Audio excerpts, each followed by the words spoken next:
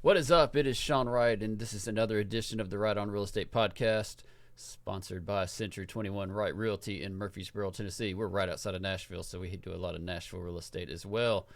And this week's topic is about how to get into being a realtor. I mean, that's a big thing. We've hit buyers, we've hit sellers, we've hit buying houses with reno loans, and now on this episode, how to become a real estate agent. So we just wanted to go through a couple of topics that were important as you're getting your license and picking a brokerage and things like that.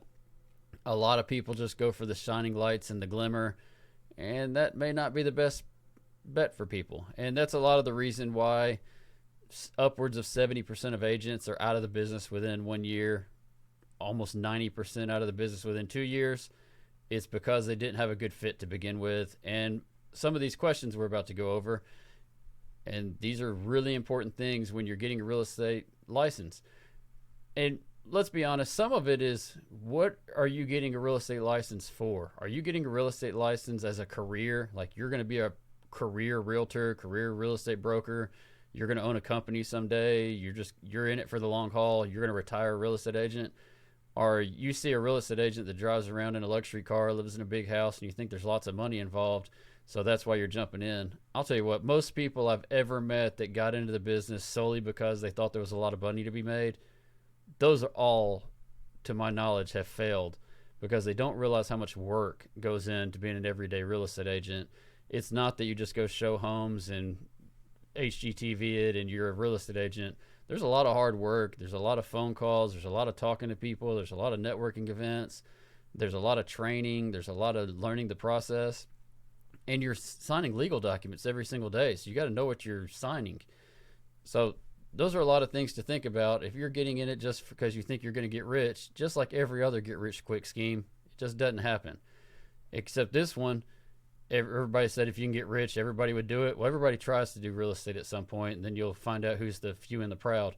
So this is how we're going to try to cut some of this back, and we're going to ask some questions that should be asked when you're getting a real estate license. First of all, what's the fit with the company? How do you feel when you go see that company? And it's not necessarily about what the office looks like or anything like that. How's the culture feel?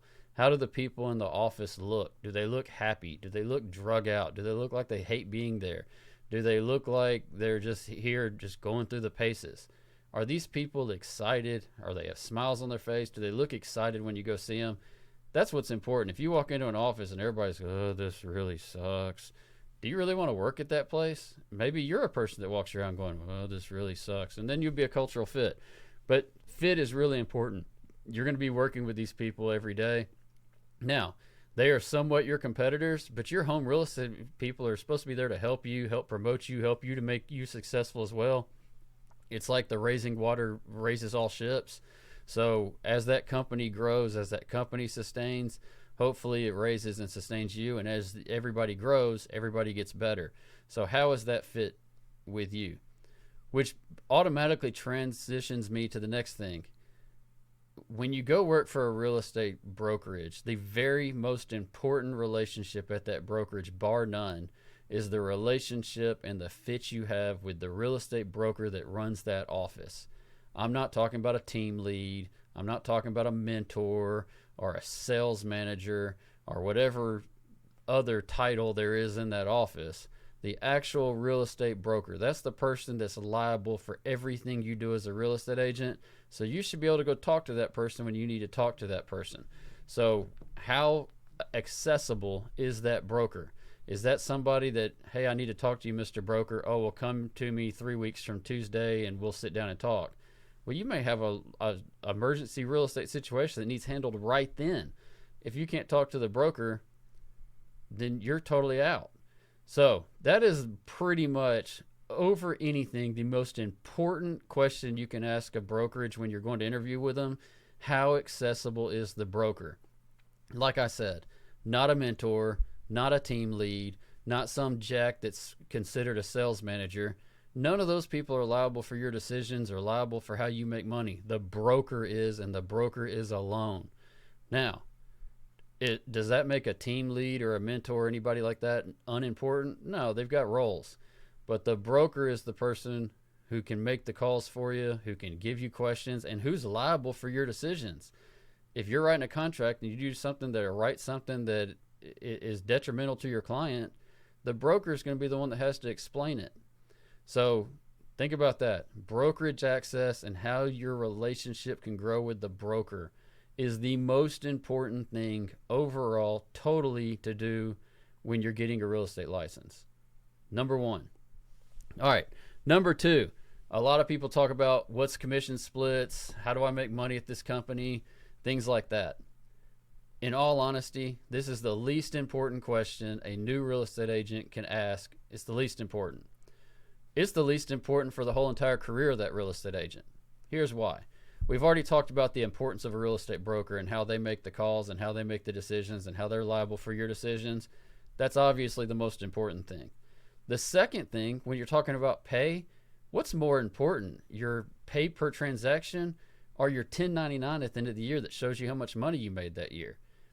I know lots of agents, lots, not just a few, lots, that make a lot more money at the end of the year than they do per transaction because their broker elevates them to do more work and keeps them motivated and keeps them on the process and keeps them on the road to success, whereas they've come from or have been at higher split companies, whether they're 100% models or 96.4s or whatever you want to talk about, that they had no guidance, they had no support, they didn't have any education, they were just there, they were a real estate company, a real estate agent for that company. So basically they represented that company, that company was not helping them, and they made less money over a year-to-year basis. Now, did they make more money per transaction? Sure. But what's more important? How much money you make at the end of the year? How much money you make on a given transaction? Me personally, I'd rather make a big fat check at the end of the year to know I'm going to make more money by the end of the year than I am on a per transaction basis. If I can keep occupied, learn how to sell higher end houses, maybe raise your level of service, things like that. That's a lot more important than what that split is on a monthly basis or on a transactional basis. Let's go to the next thing. Education. Education is key for a new real estate agent, or even if you're a senior real estate agent, you're just looking to say, hey, is the grass greener on the other side? Look, market trends, new technology, things like that. Let's say you've been an agent for 30 years and you love doing it the way you love doing it. But this other company has a way to make it easier, or has a process, or has a time schedule that makes it easier to do the job. Well, maybe that old dog can learn a new trick from this other company. Maybe it's worth a talk. Do they have education online that you can log into? Do they have in-person education? Do they have a program where you can actually talk to a high-producing agent? Say you go into the office and say, hey, I want to sit down and just job shadow your top 3 agents. Is that a possibility at that brokerage? Some are, some aren't. Some high producers don't want you to job shadow them. They don't want to share their trade secrets. My company, my top producers will let anybody ride with them. They want everybody to be successful. These are really important things. Education, how do you get there? How do you be successful? Staying at the top of national trends, local trends, state trends, staying at the top of technology, learning how to represent buyers, learning how to represent sellers, and residential and commercial. Which leads me to my next question. When you get your real estate license and you go work for that company, are they going to allow you to do whatever type of real estate you want to do? If you have a client walk in the door that says, hey, I want you to list this $4 million house, are they going to let you do it, or are they going to let you hand it to make somebody else do it in your office and you get a referral fee or a very tiny split? Or is that broker or that mentor or that sales team leader going to let you list it, let you build your business, and you represent that client? That's a very important question. Are they going to make you just a buyer's representative for a residential side where every one of your deals, until you hit a certain number, you're a buyer's agent? Look, me, myself, I want to learn how to sell real estate when I'm a new agent. I don't care what's walking in the door. I'm hungry. I want to learn the business. Then once I get successful, or once I get to a certain level of sustainability, then I'll pick my niche. Maybe I want to be a buyer's agent, but let me decide if I want to be a buyer's agent. Maybe I want to be a listing agent. Let me decide if I want to be a listing agent. Maybe I want to sell commercial or lease commercial spaces. Let me decide that. Those are great questions. Are you going to be pigeonholed in what you can or can't do with that brokerage, or let you grow as an agent and let your mentors and your broker help you take the steps to be successful no matter what type of real estate you want to sell. Very, very, very, very, very important. What's required by that broker? Like, what fees? Do you have an office desk fee? Do you have a technology fee? Do you have a E&O insurance? Are you in control of the E&O insurance? Do you pay MLS access? Do you pay board dues? What do you pay? What's the broker expect of you? Do you just have to keep your own license fees up, or what's that? Those are important questions. So let's say you've got a 90-10 split, but they charge you $1,000 a month to be a real estate agent there. You're not really at a 90-10 split, are you? Good question. Workspace. When you go to the office, is there a place for you to work, or are you just suggested that you need to work from home? That's good. Maybe you want to work from home, but on days where there's meetings or education, you want to go into the office and have a place to go. That's okay too. How do they help you grow? How does that brokerage take you from a brand new agent to a $5 million producer, or a $5 million producer to a $10 million producer, and et cetera, et cetera? How do they grow you? A lot of people can walk in and say, okay, I can make you big, or I can make you $100,000 or whatever. But how's it going to happen? And once I make $100,000, how do I make $250,000 and $500,000 and $1 million? Do these people that are training you, do they know what they're doing? Have they done what you're doing? So ask them that also. So all of these are great questions to ask your brokerage when you actually go meet with them. You be you. You ask these questions. Don't fall for shimmering lights just because they're got a big office space and they've got a big name, but you look and say, okay, what's your retention rate? That's a good question. How many people come work here and how many people leave? Do you have to start on a team? Look, there's nothing wrong with real estate teams. They're a great way to do business.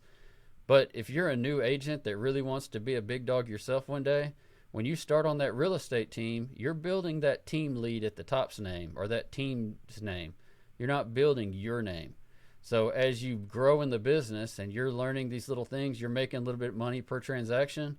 But when you step out and you want your name to be on the top of that team name, you're having to rebuild your business. You're not known yet. You haven't built your own name. Are you going to be able to build your own name, or are you going on to the bottom of the business just to learn how to do the transactions? That kind of goes back to education. Are they teaching you how to do the work, or are you just kind of mimicking somebody because you make a little bit of each deal? Those are great questions. Look, these are all great questions to ask your brokerage when you're going to interview them. Like I said, split's the least important one. How are they going to make you grow? How much does it cost you to be in that real estate brokerage? And what kind of track record do they have to train $1 million producers? Oh, we hired 100 agents a year, but only 4 of them are $1 million producers. That's not really good. Go to a company that's got an 80 to 100% track record of training $1 million producers. They're out there. We're one of them. So that's my lesson for today. Questions to ask when you're becoming a real estate agent. Feel free to ask me more questions in the comments. I look forward to you subscribing to our channel and watching us on a weekly basis. Until next week, this is Sean Wright. This has been the Right on Real Estate Podcast, and I'm out.